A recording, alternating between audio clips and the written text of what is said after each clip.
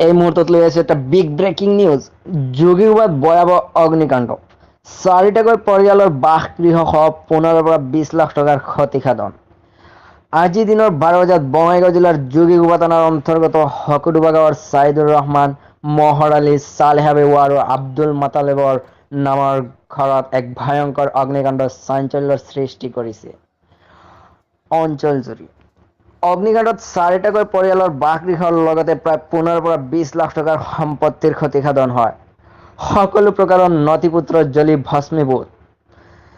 ঘটনাস্থলীত অগ্নি নিৰ্বাপক গাড়ী উপস্থিত হয় আৰু স্থানীয় ৰাইজৰ সহযোগত জুই নিবাৰণ কৰে।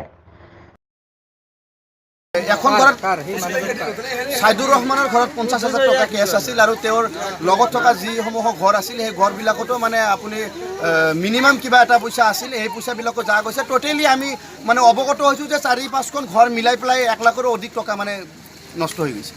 সন্দেহ কৰিছোঁ আৰু এই বিদ্যুৎ সংযোগ হোৱাৰ পিছত যি জুই লাগিছিল, জুই লগাৰ পিছত আমি বিদ্যুৎটো মানে বিদ্যুৎ বিভাগকো কৈছোঁ যে আপোনালোকে অলপ সতৰ্ক হৈ থাকক যাতে আঠটা ঘৰৰ পৰা মানে কিমান সম্পত্তি মানে 8টা ঘৰৰ পৰা মিনিমাম আপোনালোকে চাওক 10 লাখৰো অধিক হ'ব, 10 লাখৰো অধিক।